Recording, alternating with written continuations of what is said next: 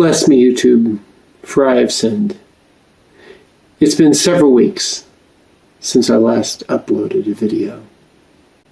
But let me tell you why. Hey there, Brian here. I'm sure you're wondering what happened to me. I am a rotten YouTuber, and this is going to be a video that is pretty hard for me to make. I'm going to be covering some topics that I don't like to talk about, and sharing some things about me personally that I don't like to share, and I'm doing it all on YouTube. So kind of bear with me. I've got some notes. I have started and stopped a YouTube channel more times than I care to remember. I've had several beginnings starting years ago, and I would do bike riding videos and that kind of thing, and that didn't last long. They interrupted my bike rides, and I didn't like doing that because I really cherished my bike rides, and it just didn't feel like I was contributing anything to YouTube. I started another channel called To Love So Well the World, and I think I got up to 300 subscribers. That's my claim to fame in YouTube. And it was originally designed to be my travels while I was living in a van. And I'm a rotten YouTuber. You know, when everyone else is filming these wonderful places they visit, I'm busy experiencing the places I visit. So I didn't do it. I made precious few videos, and the ones I did were popular, but I was too busy living life, too busy experiencing life, and I think other things held me back from that. And now here we are again. I started a couple of the YouTube channels that I never even posted anything on. I like to create them and then walk away. Anyway, but every time I walk away, I eventually find myself wanting to share something again. I think I have some unique perspectives, and I like to flatter myself that someone else would like to hear those perspectives. I don't know that that's true, but I do come back. I love to communicate, teach, tell stories. I especially love to tell stories. I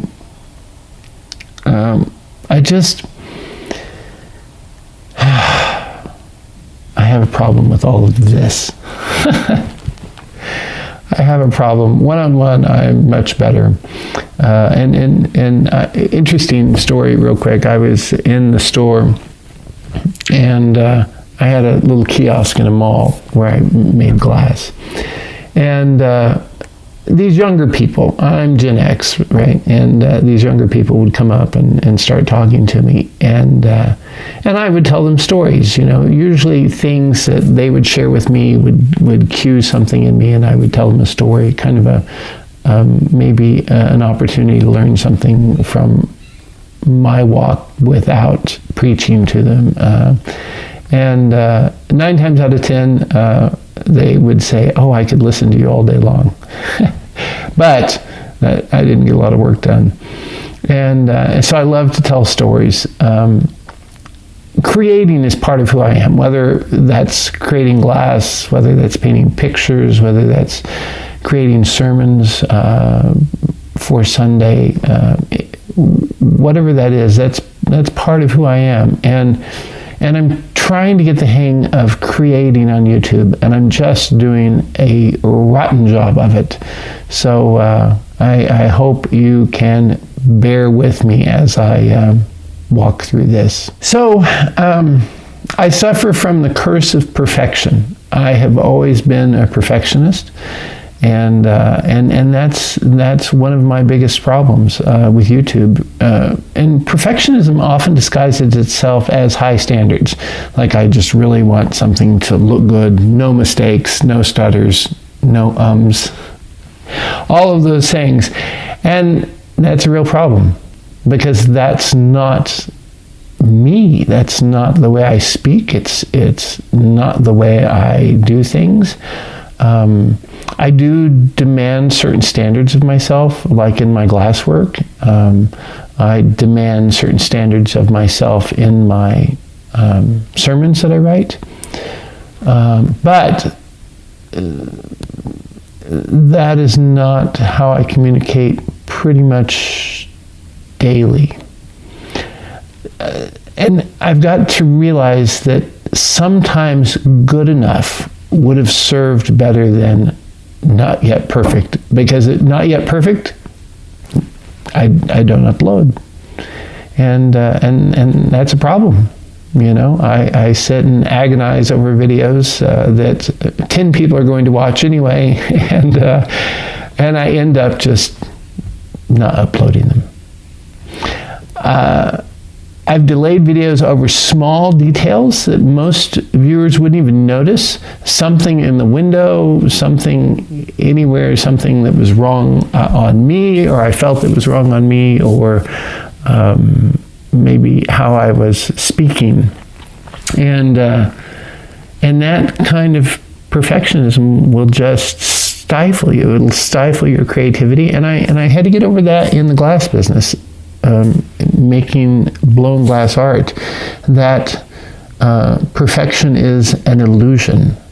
It's not real. It's what we do to ourselves. It's a kind of judgment that we put on ourselves. And to say I got over it in the glass business, maybe that's a stretch, because I still catch myself like that. I'll make a piece and I'll show it to someone, and they'll say, "Oh, it's wonderful." And I said, "No, it's not. It's got this flaw, this flaw, this flaw," and I throw it away. And they say, "Why did you do that?" And I say, "Because it's not perfect. Perfection is an illusion, and I know that intellectually, but it's hard for me to get it here. It's hard for me to understand that here." And the pursuit of excellence is healthy. Don't get me wrong. I think we should strive to do better, to be better. But the pursuit of perfection is paralyzing. It'll stop up everything. It will stop you from following through on your dreams, and that's a real loss. And not that YouTube's a huge dream of mine, but it is something that I want to do, and I want to be better at, and I've got some things to say, but perfection, it's a killer, and it always holds me back. Another problem I have is my voice. When I was growing up, and we were talking on phones that were connected to the wall with a cord, or a phone that hung in the kitchen on the wall, and we had a very long cord to the receiver, and we would walk around with it. Oftentimes, people would mistake me for a female. I have a tenor kind of voice, and they would always think that I was my mother, and I do have some of my mother's speech patterns, and my voice did sound like hers. And as I've gotten older, it has finally, in my 50s, deepened a little bit, but still not a voice that projects. And I've been criticized about that when delivering sermons and things, and that doesn't help me. That doesn't help me in my quest for perfection. It just adds things to my list of why I don't do things well. Like many people, I hear my recorded voice differently than everyone else does. I hear every stutter and stammer, every grammatical error, every and it drives me crazy because it's not perfect. But again, perfection's the enemy, and not my voice. I know that every creator has to face the idea of listening to themselves. And I know it's hard for a lot of people. I get it. And I am kind of making peace with my voice. It helps those people that come into the store and say, oh, I could listen to you all the time. That helps. But nothing does away with that little nagging voice back in my head that says, you sound like a woman. Not that sounding like a woman's bad, but, anyway. The voice has been an issue. And I come to the realization that at some point, you got to make peace with it or stop talking at all. And that's kind of a crazy idea. Not talking at all is just kind of crazy. So you got to make peace with it. And I'm trying to make peace with my voice. And I hope others who see this, who maybe want to make a YouTube channel, I hope they can make peace with their voice on camera, because it's a hard thing sometimes. Now, let's talk about the elephant in the room. This is a big one. My eye. When people come into the store, especially if they have children, the children will take a double take, and they'll just stare, and they'll look, and they'll look, and then inevitably they have questions, and they start to give voice to those questions, and a parent, guardian, whoever's with them often says, shh, don't say that, come on, look at this. And I say, it's okay, kids always ask questions. And over the years, I've told a lot of funny stories about how my eye got this way, and some of them true, some of them not so true. One of my favorite stories to tell children, especially in my store setting, and especially if they've been particularly rowdy with their parent or custodian or whoever, I will say, well, one day I was, how old are you? Oh, I'm 9 years old. I was about 9 years old, I think. And I was shopping in the store and with my mom, and she kept telling me, Brian, don't touch that. Brian, put that down. Brian, get over here. Don't touch that. And I just kept doing it. I just kept being me. And there was a toy that I really wanted to play with in the toy aisle. And so I ran off from her and I went to that toy aisle and I grabbed that toy. I think it was a Bionic Man figure or something. And I was playing with it, and here she came. And she said, I told you not to touch anything, and I told you to stay with me. And I had made her so mad, she smacked my face, knocked my eye crooked, and it's been crooked ever since. And usually, about that time, their eyes get as big as saucers, and they turn around and look at their mother or father or whoever, and that person has a smirk on their face. And I said, so, the moral of the story is always listen to your parents, always listen to your mom. So, that's a fun story I tell, and I'm probably traumatizing kids. But anyway, I have told a story that when I was doing some craft shows in Florida, I decided to go diving, and I met up with an amorous dolphin that poked me in the eye underwater, and I barely made it to the surface, but my eye was damaged. So I've told lots of stories over the course of time, because I get tired telling the same old story. And I bet you want to hear the same old story. So there's some truth in the story of always listen to your mother. Now, my mother didn't hit me to do this, but I was getting ready for a craft show. And I was living in a motorhome at the time, and I needed to secure a television in the motorhome. I had taken a door off one of the upper cabinets. It was a Class C, so I had a bunk over the front of the cab of the van. And there was a cabinet there at what would have been the foot of the bunk. And I wanted a television in there. And I had a VCR. Those are in the days of VCRs. And I watched reruns of Deep Space Nine. A friend had recorded all of the Deep Space Nine episodes for me, and I had them. And I watched them at night, especially when trying to sleep, to drown out any noise out and around the motorhome, because oftentimes we were dry camping in a mall parking lot, doing a craft show there, or a Walmart parking lot, or somewhere with lots of noise, and I'm a light sleeper. So anyway, I would watch Deep Space Nine videos, Star Trek Deep Space Nine, and I got tired of having to. I would wedge that in that cabinet so it didn't fall. And then when we got ready to move, I would wedge that out of the cabinet and set it down. And 9 times out of 10, I would set it down in the little dinette bunk. And 9 times out of 10, during the drive, it would fall onto the floor. And I was worried about breaking this silly little television. So I was shopping with my mother, and we were at a big box store. And I said, I'll be right back. And I went and I bought a bungee cord. You see where this is going? Yeah.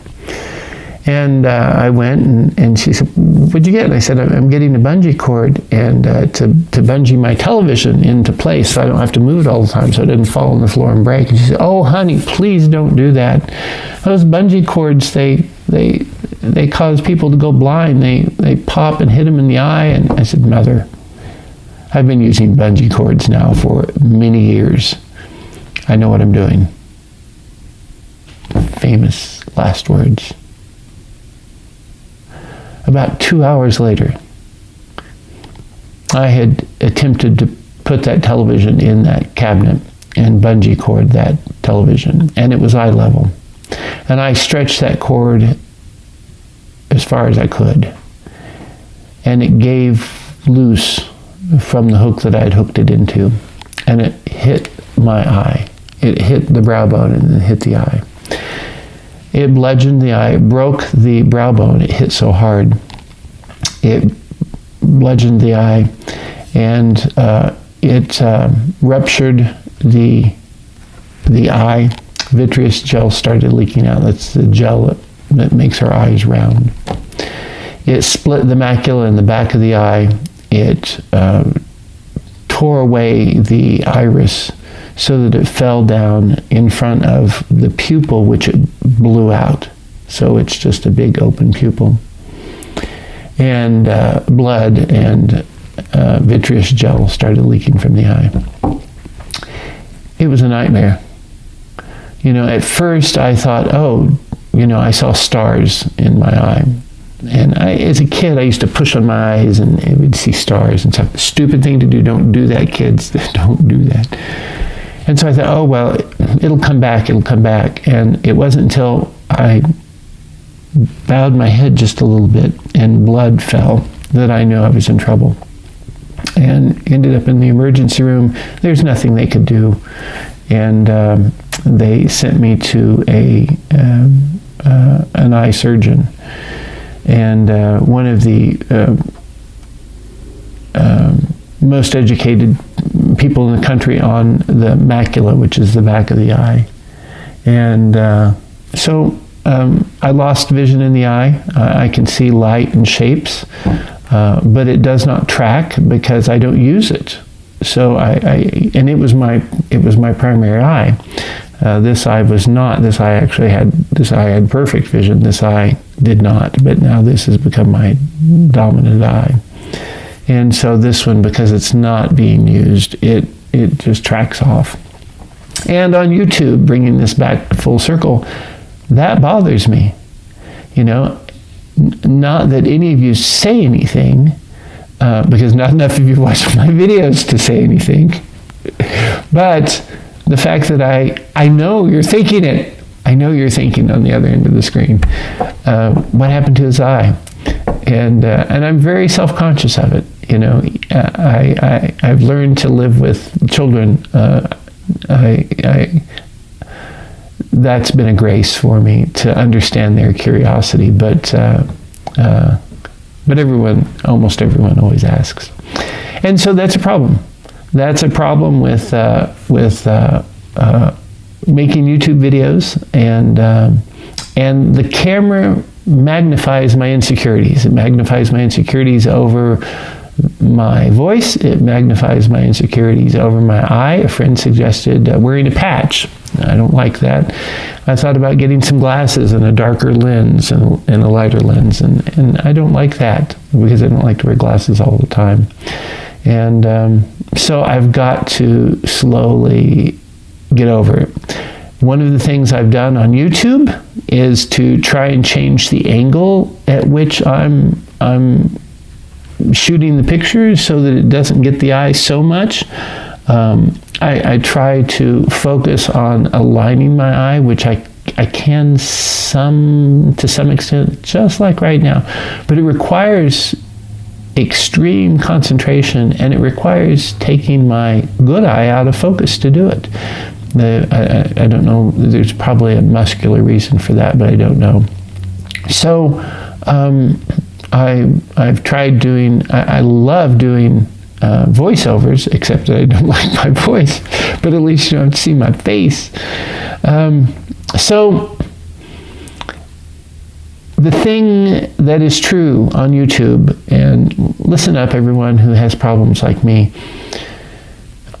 people on YouTube, it's kind of a voyeuristic platform, and people like authenticity, and we just have to get over ourselves and realize that people want to hear this kind of conversation. They want radical honesty and to some extent to live vicariously through your life. I don't know, but anyway, it's an interesting sort of thing. But again, we come back to this whole perfection thing, and things that really probably are barely worth noticing, they get in our way, and certainly they get in my way. Another problem I have, and I think it's true with all beginning YouTubers, creating content sometimes feels like dropping a message into a vast ocean, and you'll never see it. You'll never see anything of it again. And to some extent that's true. Most of my videos don't get comments. Very few of them get likes or dislikes even. And although they're seen at least a little bit for a little while, and that's hard. Instead of spending my time making little glass hummingbirds, I spend hours recording, even more hours editing, and don't even get me started about uploading, because the thing I'm using to render videos is just terrible, and I'm always looking for something better and something quicker. But and so you do all that, and then you wonder if anyone's going to watch it, and then no one watches it, or maybe a good friend, maybe two good friends, and then that's it. And you think, I spent half a day or a day on that video. And for me, I can make on my torch, I can make about $100 an hour. So it's really a financial kick to the head when I make YouTube videos, because I know right now there's no return, except in my own satisfaction, which seems to be short-lived because I demand perfection, and nothing's ever perfect. So do I even get any satisfaction? I don't know. Anyway, these are reasons why I stopped doing YouTube.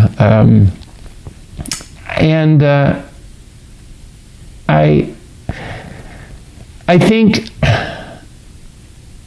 the silence on YouTube can be discouraging. And I know that fades the more videos you make, the more people the algorithm puts this in front of. I get that. It's hard in the beginning. And so again, I would encourage, now I'm a rotten encourager. I'm going to encourage people to do what I fail at doing so often, and which is just keep doing it. Keep doing it. Be consistent and persistent. I keep telling myself, be persistent and consistent. That's what makes I think, here I am talking about what makes a popular YouTube channel. I know nothing. I'm goodness gracious, but I'm going to talk about it anyway. I think authenticity is number one, and I think consistency and persistence follow right in there to make a popular YouTube channel. Maybe not a good YouTube channel, whatever that is, but a popular YouTube channel, because eventually you find your audience, or eventually the algorithm finds your audience for you. And that makes all the difference. That might take longer than it does for other people. It certainly takes longer for me, because my interest in my YouTube channel is all over the place. But authenticity, this kind of stuff here, persistency, keep doing it, even when you don't get likes, even when it shows people aren't watching your videos. Keep doing it.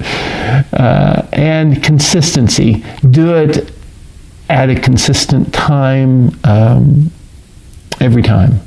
If you're going to do one video a month, do it one video a month. Pick the date. I'm sure that the analytics has information about that. I can't make heads or tails of any of that stuff. But anyway, I think those are 3 keys to building a successful YouTube channel, and I'm just talking in the wind because I haven't built one. So don't listen to me. And understand that some of the most meaningful comments will arrive years later on your videos. And that's been true for me on my older channel that I just deleted this last year, To Love So Well the World. Some of those videos were very, very popular, and comments would come in as the algorithm grew to push my videos to the right people, and that was always very rewarding to see. Now I'm going to have to wait another 3 years before that happens, I suppose. But anyway, that's some of the fear about the YouTube channel. It's irrational, but it's true. And some of that, it all builds a trap for us.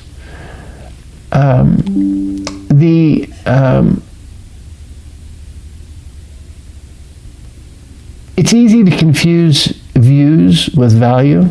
So you're looking at it and it's got no views, or it's got 1 view or 2 views, and it's been on for half a year, and so you think, well, there's no value in that. I would argue that there's almost value in everything,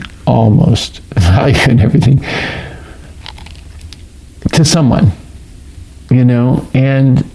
and it's just that the algorithm hasn't caught up. I mean, we are a slave to the algorithm. I mean, that's a true story.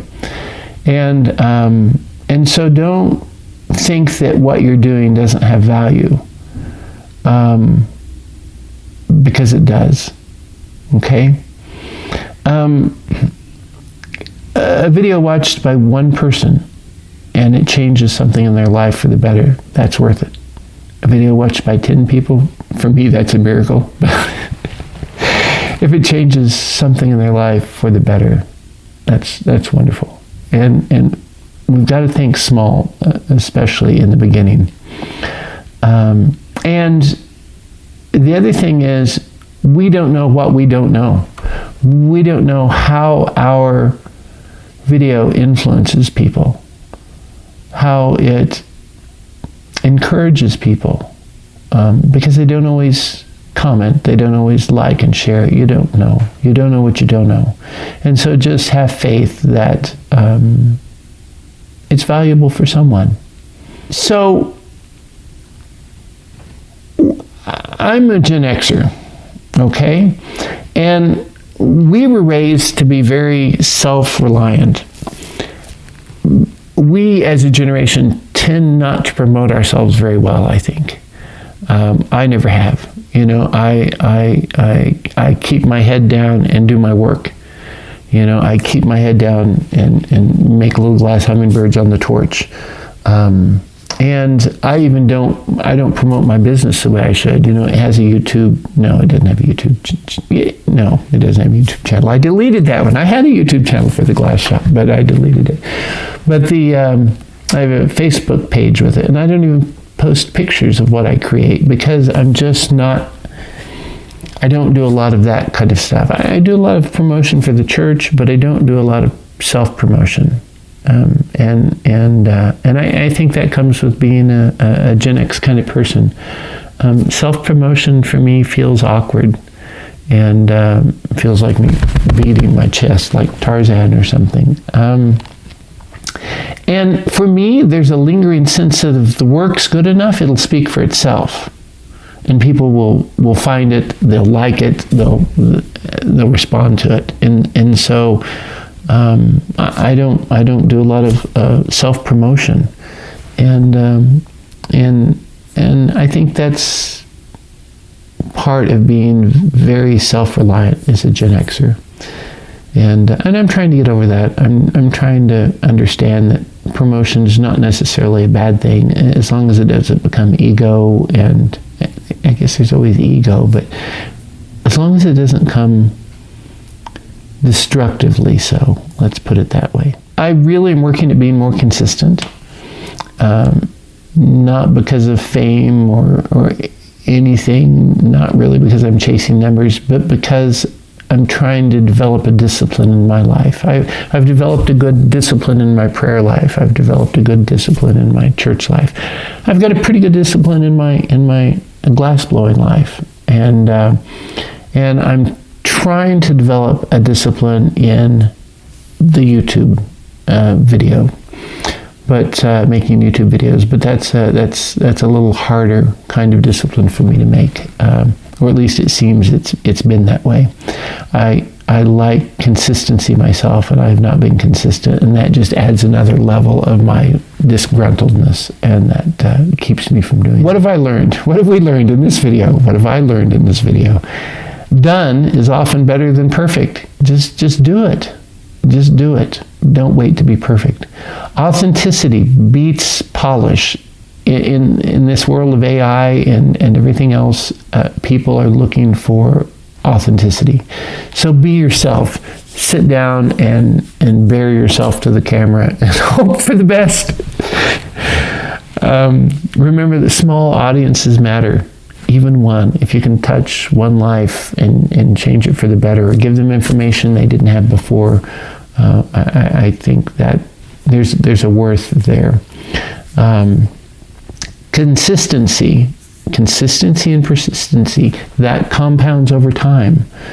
So it makes it easier for the algorithm to reach people that will like your content, and it develops a practice in you that you can get used to all this other stuff, the imperfection of creating videos, the imperfection of maybe the way you look or the way you speak or however. It will help soften all of those things. Maybe the lesson I'm still learning is that not every story needs a crowd. Not every reflection I post needs an applause or an amen. It would be nice if we got a like. I have to learn that sometimes just pressing record and doing the work is the reward itself. My glass work is like that. My church work is like that. Why can't I make YouTube like that? And I hope that I have to to readjust my thinking about the videos. I don't want to get caught up in thinking I'm going to become a YouTube influencer and make all kinds of money. I need to remember always that everything I do is just to reach someone else, and somehow, in some way, either with information, with encouragement, with laughter, make their life just a little better than it was. To give them something for watching my video. That's my goal. I've even stopped saying like and subscribe because I don't think it makes any difference. Maybe it does. All the big YouTubers do it, but I'm not going to do it anymore. But anyway, I hope you've liked this video. I hope that you've seen some authenticity here with me. I hope that some of this resonates with you. I hope if you're a new YouTuber, you can see maybe some of yourself in there. And if you are one of those new YouTubers, kind of like I've been about 6 or 7 times, I hope you take solace in the idea that if you can be authentic, consistent, and persistent, you will succeed one way or another. Thanks for watching. God bless.